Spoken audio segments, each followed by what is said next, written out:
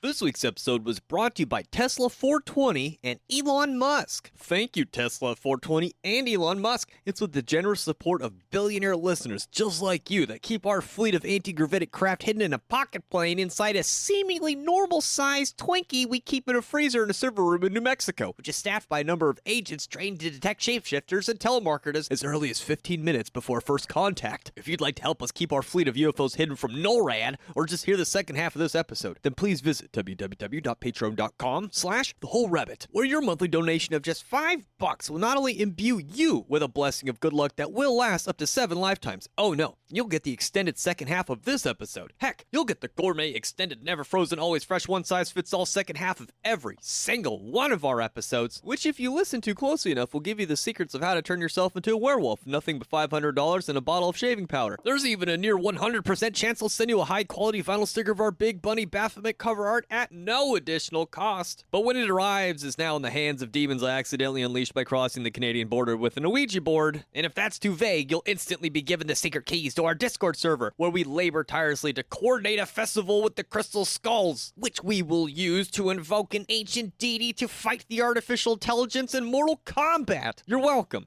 If you enjoy The Whole Rabbit and have friends with names that resemble natural phenomena, or just have a boss collection of weasels, then make sure to tell them about The Whole Rabbit, or even share an episode on social media to share the alien overlords that you're onto them. In this week's episode, we break out the Edgar Cayce compendium and follow up on our discussion about the anatomy of the soul, and somewhere along the way, trip, fall, and accidentally the whole Qabbalah. In the free side of the show, we discuss how Edgar Cayce's description of the soul eerily matches with ancient Hebrew mysticism and is represented quite clearly on the Kabbalistic Tree of Life. Warning, you will probably need a diagram of the Kabbalistic Tree of Life to follow along during the free side of the show. On the second side of the tape, available at www.patreon.com/thewholerabbit, we continue our discussion by diving headfirst into how the law of attraction works, why Jesus was a wizard, and why you're probably haunted. Thank you, and enjoy the show.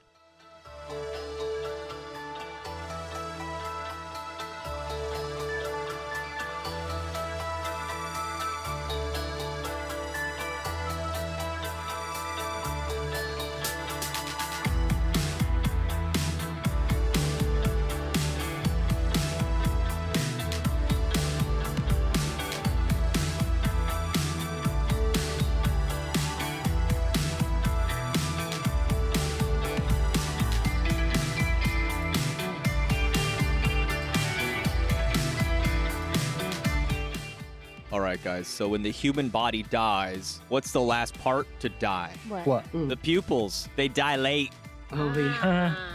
That might be one of my all-time favorites. Yeah, I like that one. Hey, do you want to hear a joke about ghosts? Okay. That's the spirit.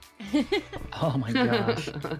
What did the food critic say after tasting the body of Christ? What? What? Very savory. Oh, Jesus. Literally. Is it possible for an evil spirit to be dyslexic? Is it? I don't know, I'm asking for a fiend. Huh? I managed to contact the spirit over a window cleaner who died recently. Oh? Yeah, I used a squeegee board.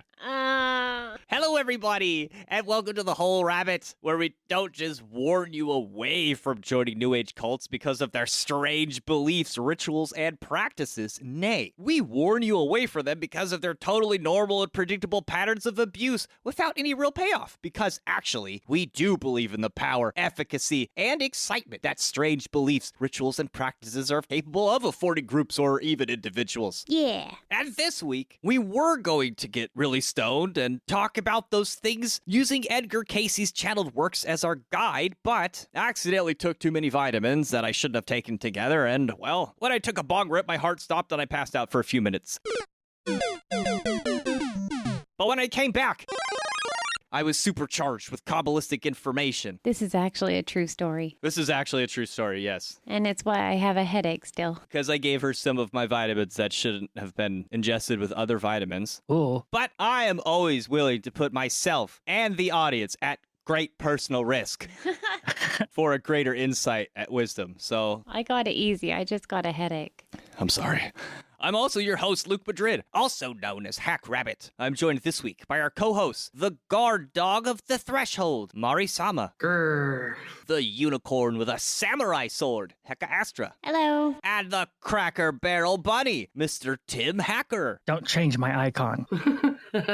They had to change it back. Dude, that was great, but you know what the real problem is? They don't home cook their food anymore. What? What? Yeah, no, they've been doing it they've been cooking ahead and freezing shit for the past 5 years. It makes so much sense. I'm still trying to figure out why I have a samurai sword. Pretty badass. Because you know how to eviscerate people that are sneaking up on you during tea time. That's true. I took Iaido. Okay. And you leave sparkles everywhere. No, I don't. All right, so last week's episode about Love Has Won got a little bit under my skin deeper than I thought it would. And if I'm being totally honest, I'm still thinking about them. I almost wish an ex-member would come on the show to talk about, not just their experiences in the cult, but specifically what their takeaway was in terms of philosophy, the power of manifestation, ascending to 5D, and, how much of that was wishful thinking, how much of that was delusion, and how much of it do they still use today? That's the part I want to know about. What did they keep and what did they discard? Yeah, because I discovered a lot of that stuff that they were into by breaking out of a cult. I mean, my cult was sort of new agey, but I got into chaos magic and then fell back into new age stuff, trying to escape what somebody else was trying to tell me was reality. So I wonder how much of it they still subscribe to, or how much of them just don't believe in anything, or went back to base Christianity, or they just took some of it and discarded half of it. I just want to know. The cult that you were in, did it have a name? No, it was just a cult of personality. It was like if Amy had never named her group, but it worked along the same lines where ultimately we were going to start providing services and making money. That was the ultimate goal, but we had to be sufficiently brainwashed. Love Has Won got into the marketing stuff really early along with the brainwashing. So that's around the time I got out. I saw that stuff on the horizon and I was like, Well, I'm glad that you're here. Too bad you didn't get to meet any alien people though. That would have been cool. I'm 90% sure my cult leader faked his death and then moved to India, and he's still operating today. It was Guru Vispada Mashapapalapa, you know what I mean?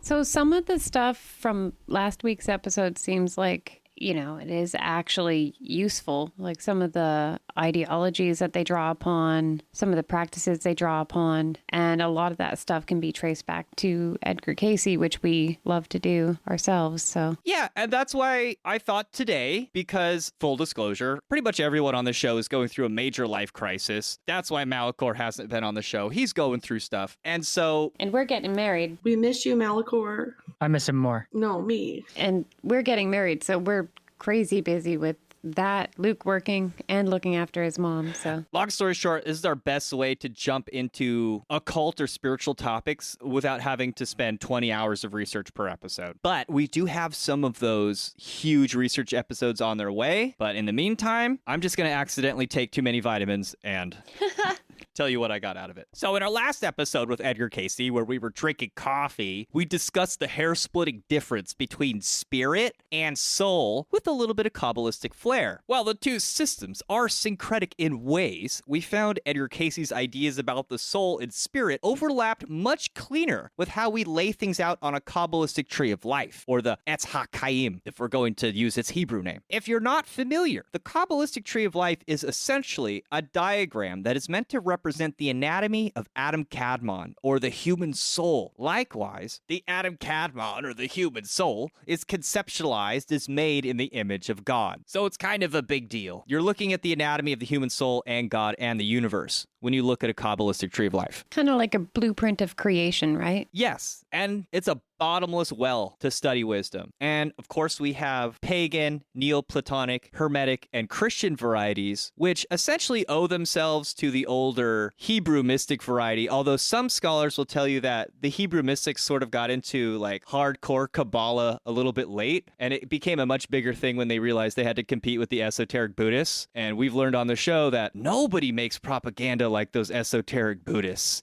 It's true. Go watch Fight Club or Pokemon. So, just to review, talking about the anatomy of the soul, Cayce taught us that spirit was the eternal, spark-like aspect of the spiritual anatomy, while the soul was the individual, accumulative part, which is more closely related to the physical world because it lives within and around the human body. It has a sensuous nature. If we relate these terms to the ones used in the Hebrew or Hermetic mystic tradition, the spirit would be like the kaya, which more or less means life or life-giving. In Hebrew, kai means life. Now in the tarot, this would be the suit of wands. The soul, as Cayce explained it, is more like the neshama, the thing that God breathes into Adam in biblical Genesis, giving him a, quote, soul or an individual essence. It's also described that way in traditional sources, like the neshama gives you the individual thing. In fact, while Cayce does not use Hebrew or Kabbalistic terms per se, his descriptions, often given with a Christian flair, line up almost perfectly with Hebrew mysticism and by extension its counterparts in the Hermetic and Neoplatonic Kabbalism. So while we covered the spirit and the soul, what about the third part that Edgar Cayce's teachings talk so much about? The mind. What about the mind? Harkening to the esoteric anatomy we're exploring here, Cayce says of the mind. Mind is represented in the Godhead as the Christ, the Son, the Way. Now, as occult as that sounds, it actually has a fairly straightforward overlap with Kabbalistic anatomy. In fact, I sort of think this is a great example of why you would ever want convoluted spiritual diagrams in the first place, because they make visualizing this stuff easier. He continues. The body, the mind, the soul are one in whatsoever realm it manifests, that the other portion of this triune is in subjugation during the sojourn of the soul, either in the spiritual world or the soul in spirit while sojourning in the material world, yet they are one. So, your souls are like the different character classes in an RPG. One uses mana, one uses energy, and the third uses rage. But really, they're all playing the same game. The body is made up of the physical, the mental, the spiritual. Each have their laws, which work one with another. And the whole is the physical man. Yet do not treat physical conditions wholly through the spiritual or mental laws and expect same to respond as one. Neither treat spiritual or mental conditions as material, for mind is the builder, and through the mind, application of the laws pertaining to physical, mental, and spiritual, one is made one with the whole. So, here we're told, as Cayce loves to remind us, that it is mind who is the builder. But not just that. It is the uniter of all of our other souls, capable of assembling everything into a cohesive whole. I found this to be a particularly interesting detail because it harmonizes so neatly with the esoteric mumbo-jumbo we're taught about the Tree of Life. Earlier, Cayce told us that mind was to the soul as Christ was to God. And we see that this is true on the Tree of Life as well. Well, how so? All right, do you have your nerd glasses ready, guys?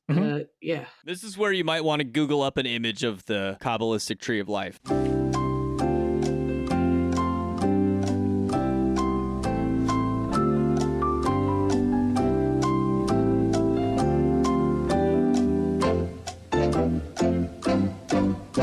So in short, the Kabbalistic Tree of Life can be broken up a bunch of different ways, but one of the most obvious is that it possesses 3 vertical columns. Traditionally, the spirit part lives at the top of the leftmost pillar, and the soul part lives at the top of the rightmost, conceptually speaking. Above both of those is the top of the middle pillar, where the crown lives, and this represents God. This is like the big fire from which the spark of spirit is considered to be from, right? The secret fire. If we were looking at these 3 spots on the Tree of Life, they would make a triangle. At the very top would be God, the crown, and this image is sometimes represented as an eye in the triangle, or in Christian terms, the Trinity. And so Cayce refers to it this way, as the Trinity. So naturally, this is the tippy top pyramid point at the top of the Tree of Life. It represents the first 3 of 10 spheres. Now here's where Cayce's Christ mind stuff comes in. Sandwiched between the Kaya and the Neshama, but underneath the crown, that's where we find Tifereth, the place on the tree where the Ruach, or the mind, is conceptualized to be seated. So what's Kaya and Neshama again? So Kaya is like the fire part of the soul, and it's the spirit. The Neshama is like the water part of the soul, and it's what we refer to as the soul. That's also the part that God breathed into Adam, the Neshama. So are you saying that the Kaya would be related to the left column and the Neshama to the right column? Yes, if you were standing inside the Tree of Life and not looking at it like a mirror, like if you were standing inside of it, the Kaya is conceptualized as Hakma and the Neshama is conceptualized as Bina. Now here's the interesting part. The Ruach, or the mind, that soul is seated in Tifereth, but it encompasses the rest of the spheres except for Malkuth. So it encompasses 6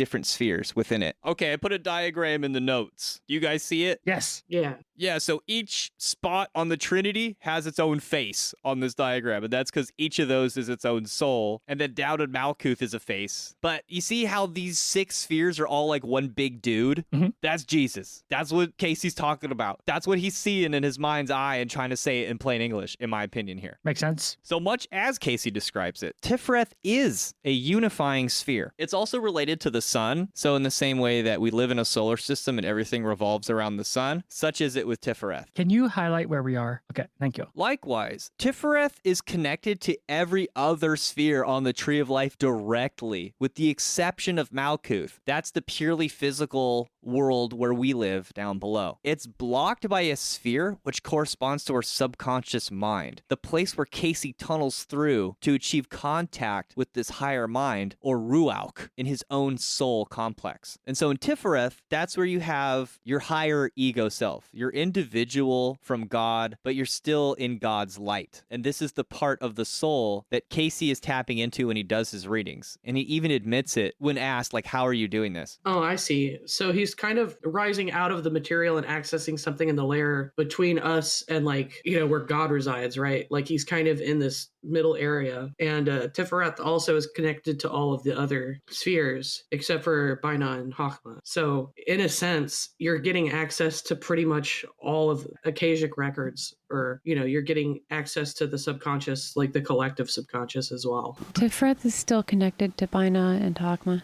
Yeah, that's good to point It is, out. but wasn't in respect to what Casey was saying. He's talking about these lower spheres primarily, and then the other two are like up there with God, right? Yeah, they're across the abyss. Yeah, but I mean, like, the fact that he's tuning into Tifereth is interesting to me because it looks like the central hub. I mean, if you're looking at the tree, it's like connected to everything. So that's probably why his readings were so accurate, because to me, it's like if he's connected with that, then he's connected with the all. Yes. Well, he's also saying, like, this is how it works for everybody. So our soul's ego lives in Tifereth. Does that make sense? Yeah, it's like your higher self, where your higher self could probably have many manifestations, but it is a specific individual soul. Yes. Whereas your psyche or your personality, that's in Yesod. And that's actually obscuring your vision of Tifereth. And that's why Right. mystics have to, like, move beyond their personality and their ego complex and, like, all that stuff so they can see the light of their own soul. In Casey's case, he has to go to sleep. Yeah. Yeah, it is like your Ak, because it exists in heaven, like, eternally. Yeah, like your Ak Yeah. and Tifrith.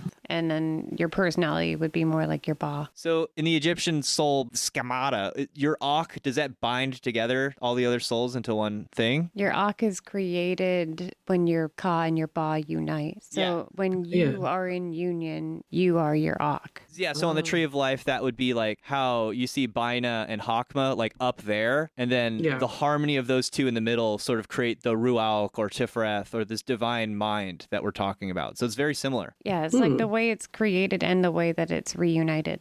There's a reason that the word Ak is very similar to Ankh. It's like a life-giving principle. And even Okay, well- Ruach, you know?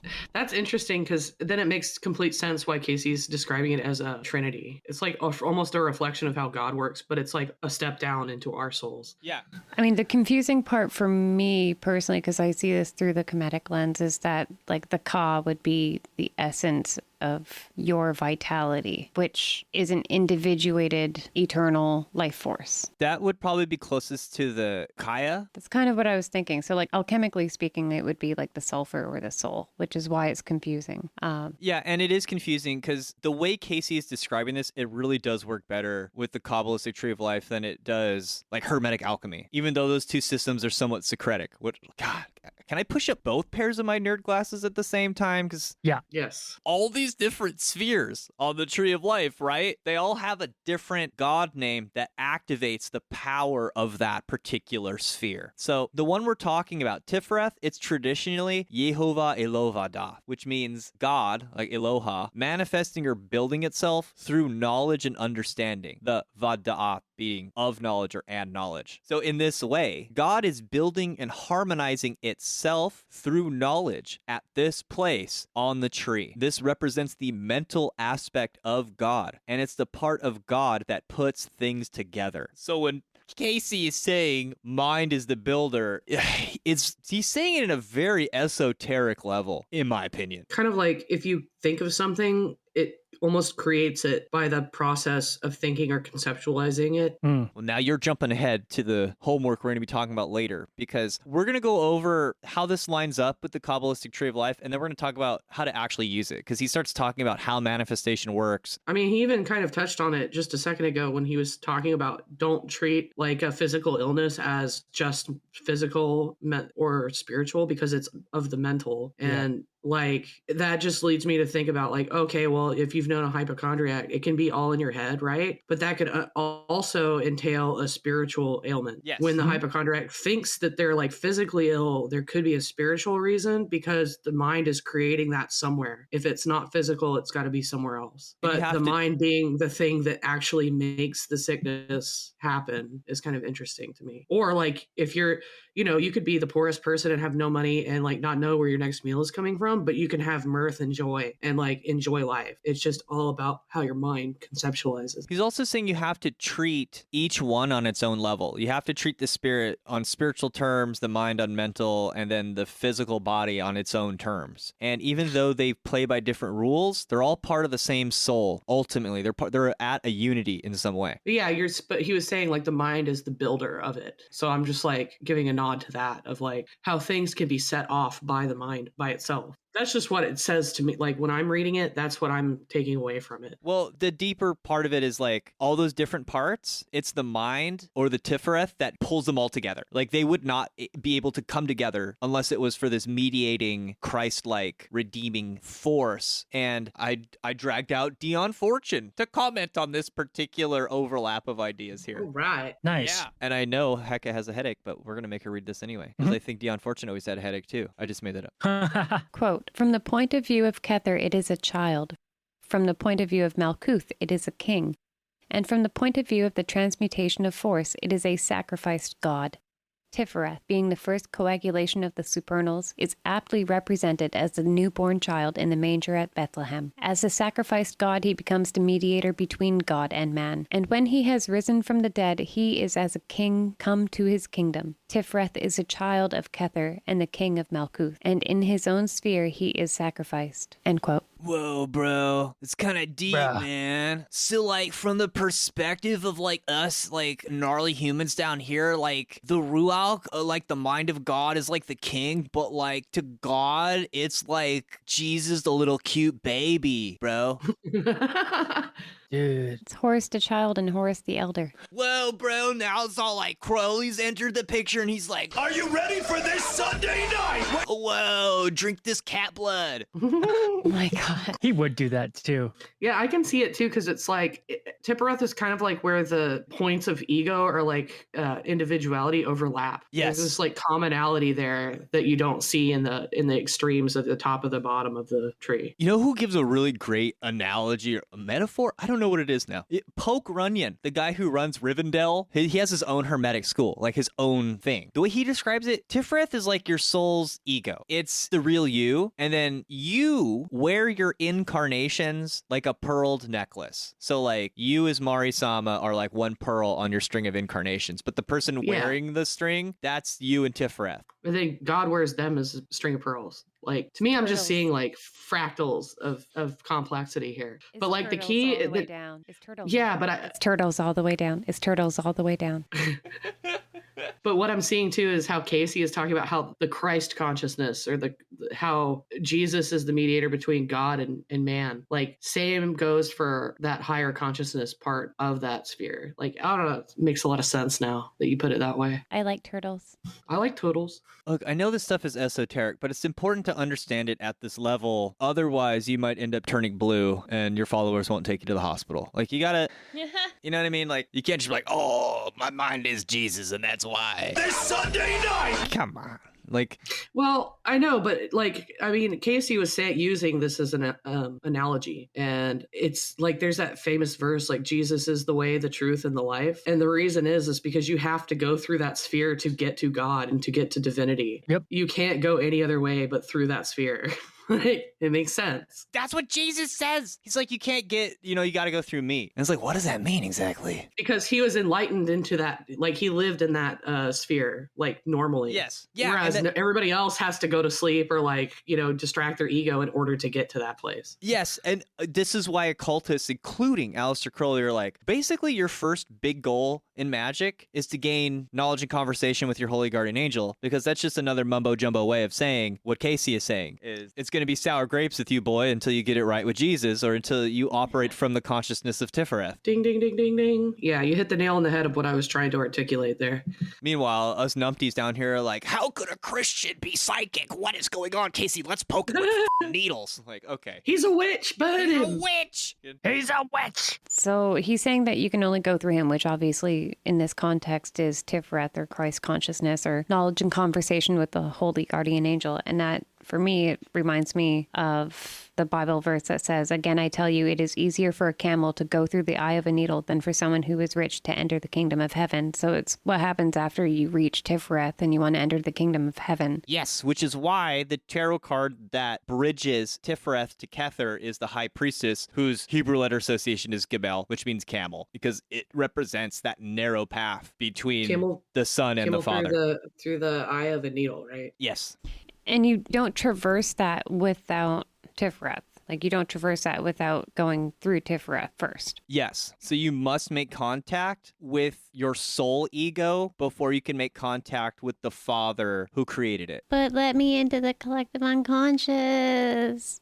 Let me in or I'll kill you. I'm worthy. Let's Straight kill to him. Malkuth with you. Let's kill him and take his keys. I can be trusted. Yeah, do it. There's a quote here as well from Dion Fortune where she says, in Tifereth, God is made manifest in form and dwells among us. Example, comes within range of human consciousness. Tifereth, the son, shows us Kether, the father. That's pretty dang Christian-y, if you ask me. As it's basically like, oh, this God so high and far above us removed, like we cannot understand him. And that's why we have Jesus. Jesus was here to like make God under fucking standable. You know what I mean? Like, and that's basically what our mind does. Because you know what? Life is mysterious. Life is full of struggles and challenges and mystery. And how are you going to redeem it and make it worthwhile? You got to use your mind. You got to use your higher mind, in fact. Yeah, I view it as like an ambassador or almost like a representative or translator. Now, in this relationship being described, Edgar Cayce says, while the body is subject to all the influences of materiality, it can be controlled, emotions thereof, by the mind. And the mind, or son, may be directed by spirit, the father. As Fortune explains, these ideas of builder, Christ, mediator, and mind continue to coalesce here in Tifereth. Quote, in order that form may be stabilized, the component forces out of which it is built must be brought into equilibrium. Therefore do we find the idea of the mediator or redeemer inherent in this Sephira. When the Godhead in its very self manifests in that form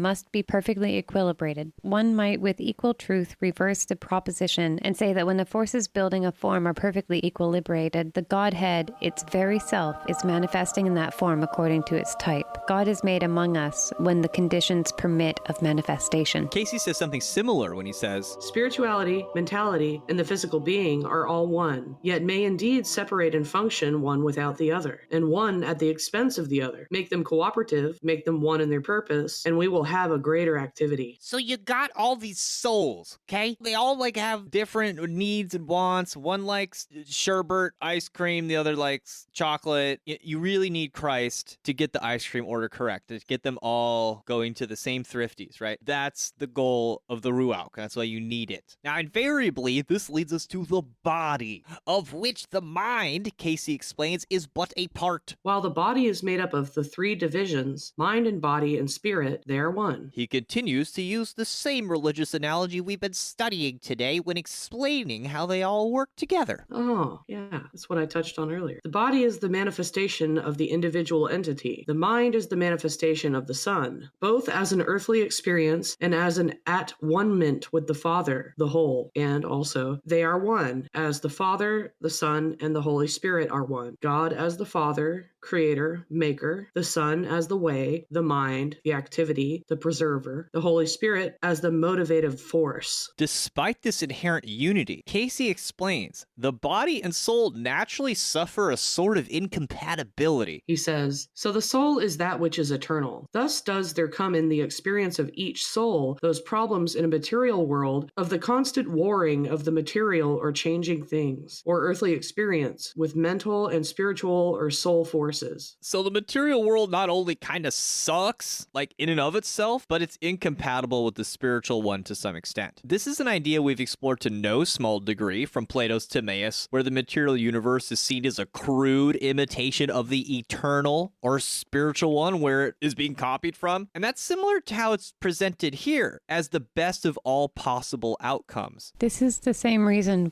why there are two words for heart in ancient Egypt. Oh, interesting. The heart was related to the seat of your emotions and intelligence, so your mind. But there was also your spiritual heart, which is eternal. It's the heart of the spiritual mother. And then there's the interpretation of it, which is often incompatible. Oh, it's very interesting. One is your ib and one is your hati. I think there's probably some overlap with Ib and Tifereth, but I'm not 100%. I would need like a whole week to think about it, right? Well, this is just how it's kind of lining up or translating to me, because Cayce is saying, or the source, which is coming through Cayce, is saying that the mind is the builder. So that's the heart. The heart is the builder. It's the foundation also. It's the seat of your soul. And it's your mental capacity to interpret upon that. Yes, this is all very much the same ballpark and game. But still, the material world we live in is like a crude copy of the spiritual, but much like with Plato, Casey's explaining it as like, it's actually a good thing. It's meant to be this way. Yeah. For I am divided for love's sake, for the chance of union. You know, because we like to pick on God a little bit on this show, because you know what? Why are the chips always stale? You know, come on, man. Like, it's a tough game sometimes. God created a Dark Souls game, okay? I don't know. Don't listen to me. What does Casey have to say about this? They are each dependent upon the other in material manifestation. Consider them as one, yet know that they may be separated. For instance, the body physical in repose is not aware of a physical consciousness. The mind at rest is aware only of the spiritual and the physical import, as in deep meditation or prayer. The soul body or mind body, absent from the physical, is in the presence of the Lord. Ask self, then, who and what is the Lord thy God? Is it the gratifying of selfish desires, the gaining of fame and fortune, or to be well spoken of, or to be considered this or that in the material sense? All of these change, for the body is temporal. The mind is both temporal and carnal, hence is the builder. The soul is eternal, for it is of God. Dropping bars, man. Hell yeah. This is why people like Casey and why he endures. Well, I mean, he connects all the dots for me. You know what I mean? I mean, I know I was raised Christian and I have like a kind of a lean towards that, but it's when you discover that there's actually like esoteric knowledge inside of the Bible and the teachings and stuff, he is laying it out like a fucking feast. You know what I mean? That's like, yeah, well said. He's relating it perfectly to what exactly it was talking about. This is exactly what Jesus was teaching. But like, I feel like people were too like narrow-minded or distracted or stupid, to be fair, to understand what exactly is being talked about here. So I just like, this is why I was so blown away by Cayce, because he did start the like love and light bullshit movement that I'm not totally fond of. I mean, I was reprimanding my cat.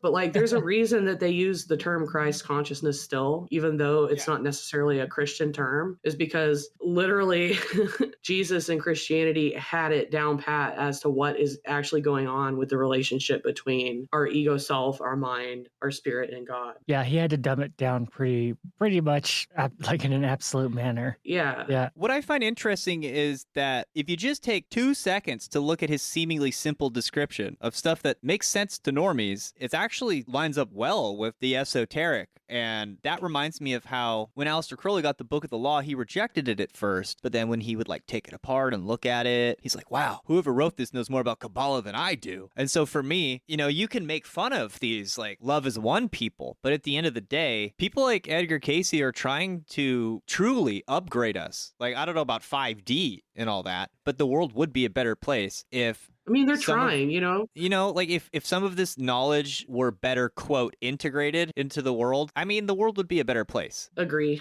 It's just a different flavor or aesthetic that they put on top of it. You know what I'm saying? But to get to the actual heart of what the hell is going on, like, why am I alive? Why can I think? Why am I conscious? This is like, Cayce is kind of nailing it. It's also kind of like, I don't really think you could just make this up off the tip of your butthole, like, and have it line up with Hebrew mysticism and the Kabbalistic tree of life so well. It just doesn't work that that way. even the Egyptian stuff kind of weaves into it perfectly as well. I mean, there's some discrepancies. Like, I know the Egyptians were like had a lot more different terminology and distinction for stuff, but the general way of like how your soul is like kind of like a part, just one part of your whole as a person, and like all of that stuff, and how you go to quote unquote go to heaven or connect with God or whatever. Like, it's just so crazy to see it reflected in all of these different teachings. No. So this dichotomy between at-one-ment with God and the carnality of the material soul is also addressed in Hebrew mysticism, where the physical body soul is known as the nephesh, where the word is often used in the Old Testament to refer to animals, sea life, or in Genesis, humans as well. Often nefesh is used in the context of saving your life. Nefesh then is referring to an entire person's life, as in Joshua 2:13, Isaiah 44:20, 1 Samuel 19:11, Psalm 6:5, 49:15, 72:13. And then ancient etymology backs up the animal soul description fairly well too. In Greek, the word psyche is the closest equivalent to the Hebrew nefesh. In its turn, the Latin word for psyche is anima, an etymon of the word animal. Aw, man. So if we continue to use Hebrew mysticism and Qabbalah as our guide, Cayce has, without mentioning them by name,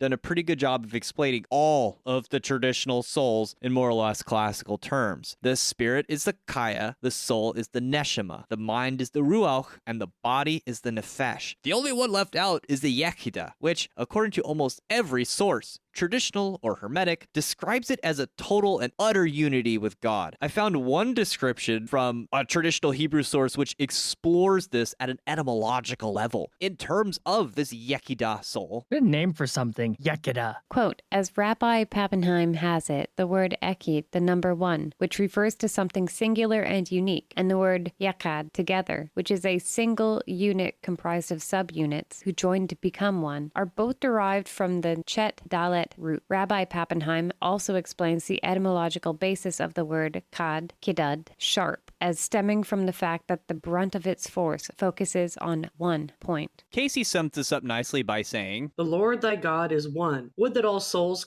would comprehend that great sentence, which has been, is the motivating force in all who seek. Not in all who impel, but in all who seek to live, who seek to manifest, who seek to give expression of God's force or power. So this is Nefer, right? The Kemetic idea of Nefer, complete. that's a good question. Yeah, Nefer meaning like perfection? Yeah, but it's so complete. It's at one ment is also a sum of zero, essentially. Yes, like Osiris Unefer, like Osiris perfected. Yeah, Osiris perfected. So that's what this kind of makes me think of, where it's like Osiris is one with Atum. Yes. Now, this is edging up on a really important point, in my opinion, because we're getting pretty esoteric and we're over the target of this idea where in the Yekida, it symbolizes a union with God where there's no you left, which is kind of the meta conversation here at the end of the episode. Like, what is Cayce saying about this? Like, what does he mean? Felt that in a dream once and it was beautiful. It's the most beautiful dream I ever had. Well, I think I experienced this level of consciousness during my theophany, which is why I feel like I have answers that I didn't have before, long and the short of it, because I experienced this total unity with God. Like to a point of you not being you. Yes. Like the you that you are is no longer and it doesn't matter. And it's beautiful. Without spoiling it, I would just like the listener to keep that idea in their mind, because that's what we're talking about and what Cayce is trying to get us to think about. He says that it's this state that we're talking about that's the motivating force in all who seek. And so this reminds me of the Thunder Perfect Mind, when the Sophia or the Thunder Perfect Mind says, you know, all who seek find me, right? So it's basically saying like this force. This is like when New Agers say like, oh, your thirst for God is actually God calling you back home. So he's saying like that union with God is what is motivating the seeker. And this show is for seekers, right? It's also for commanders, but hey, I thought it was interesting that this seeking implies a receptivity to God. You know what I mean? Like to seek, you have to be open. You're not just like bossing things around. You're not just like bossing demons around in triangles. Like you have to be receptive to God. There has to be a mystical aspect. And the Hebrew word to receive is spelled KBL, which is the same letters that make up Qabbalah. So Qabbalah means to take hold or to receive. This is also why the heart is so important in Egyptian mythology, because it's not just the foundation, but it's also like a vessel. And that's that's kind of the way that the heart hieroglyph is drawn. Is it's similar to a vessel? Yes, this is apt. Like, what's Christ always pointing to? Like a little heart vessel thing. And in the Kabbalistic tree of life, Tifereth can be conceptualized as like a water that reflects the sun of Kether. And it's the channel through which God's love and God's power is disseminated to the rest of the tree and the rest of the world. And that's why it's connected to all those spheres and why Kether is directly above it. And so this is what he means when Cayce says, Man is ever in that field of being a channel, an emissary, for that he worships as his God. May that God ever be the Lord, God of hosts. His name is One. I think it's also kind of related to the chakras, like your base chakra. Where is that? It's your butthole. yeah, Your tailbone, yeah. And it's also considered to be feminine until it's activated, right? It's a dormant, feminine, receptive. yes. Well, it's also interesting that I think in the chakra system, Anahata is the heart chakra, right? Mm-hmm. I believe it's conceptualized as like linking the other chakras together also. Yeah, like it's kind of a exactly. gateway It's the to all the bridge. others. Yeah. It's the bridge from your head and neck chakras to your lower. See, the lower ones are like kind of, I don't want to say that they're like primitive or animalistic, but they're very much like in the material. And Hecka, it's great that you brought up the root because the root has a lot more to do with the crown chakra. It's like you do a loop-de-loo. Like, you know, in a video game when you go across the screen on one side and then you pop out on the other one? Yeah, like That's kind of how,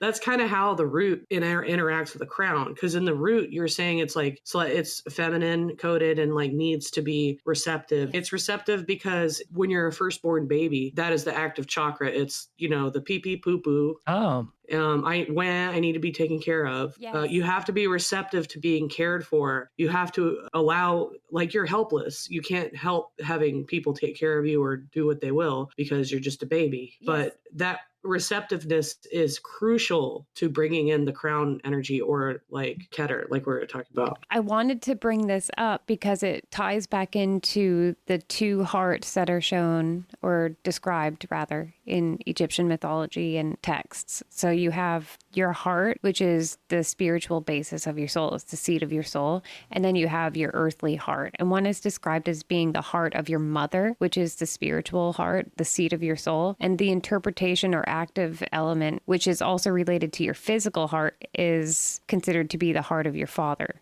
So one is like the heart of Mut and this. Oh, that's the interesting. heart of Geb. So the receptive one would be the one that your active or masculine heart needs to interact with. So you've got the receptive side and the active side that need to interact in order for you to actually balance yourself and make. That's interesting too, because like the fact that our hearts kind of are off kilter to the left side, I wonder if our spiritual heart grows on the right side. I just thought it was cool that it all ties in together no matter what lens you're looking through. Yeah, and in the chakra system, the heart chakra, like Luke was saying, it's the bridge or the mediation between the upper and the lower, which the upper has more to do with like speech, communication, conceptualization, the psychic abilities and stuff, not like when I'm hungry or, you know, I need money or I need to be better than this guy. Like has nothing to do with this lower, I guess you could call it like survival instincts, but like base instincts. Right. But the heart kind of melds those all together and kind of makes them work together, I guess. So if you have a fucked up heart chakra, like you're going to have bad times. Like it doesn't matter if all your other ones are clear. It's like they're not going to be able to communicate at that point. That's like one of the most key ones. Mm-hmm. I believe the glyph for the Anahata chakra oftentimes has a hexagram. Yeah, it's a 6-petaled flower. Okay, which is interesting because in the Hermetic and Kabbalistic system, Tifereth is also a hexagram because it has all 6 of those Sephiroth contained within the Ruach. And it's also the symbol of Solomon, the builder, the one who builds the temple of God, because Solomon is the one that has to take all the different parts and like bind them towards one goal, which is very much like how this sphere is described as being.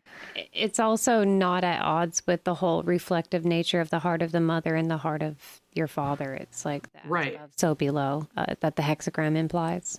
Damn, that's all cool. Yeah. Wow, that's really deep. Now, Cayce in this last part said, may that God ever be the Lord God of hosts. His name is one. I thought this was interesting because this term, God of hosts, it has a specific connotation in its Adonai. Hebraic biblical context. And then by extension, it's Kabbalistic one as well. So Lord of hosts is a translation of the term Yehovah Sabaoth, the Sabaoth having specifically a military connotation as it refers to the unity amongst a multitude of compartmentalized forces. Of course, they're all guided, as one. On the Tree of Life, this is the god name which presides over the sphere of Netzach, which means victory. It has a color association with green and the planetary energies of Venus, the ancient planet of war and of victory. Heart chakra is green. This is also true. Typically, though, this sphere is seen like a prism to the energies of Tifereth above it. It breaks the clear white light into a rainbow of different things, which are then clothed in various different forms. The greenness of this sphere refers to this quality in reference to the earth and the lush, effulgent spirit of nature itself, like the divine unity, finding its expression in the diversity of the natural world. In fact, Cayce describes it this way elsewhere. Yeah, like green is the color of life, essentially. Yep. So he says, think not that the snail or the dragonfly, as he crawls from his slime, does not glorify his maker. And as he mounts on his wings of gossamer, he fills that place for which he has been, in his realm of activity, designated, in his field, his manner of showing forth his love as manifested from the Creator in the materialized world. I got some Shakespeare poetry over here. Listen to the birds. Watch the blush of the rose. These serve their master. Through what? That psychic force. That is life itself. Keep each separate. There is no condition existing in a world as the earth plane, but what there is, the phenomena in every action of psychic forces manifesting. The creative influence in every herb, mineral, vegetable, or individual activity is that same force ye call God and seeks expression. So that thing I was telling you to hold in your mind earlier, like, what's this all for? Like, if it's all God, why do I need to experience individuality, separateness, and suffering? What's the point of all this? Cayce gives a fairly straightforward answer. Arizama. Oh, Marmar. I was thinking, I was like, to express God.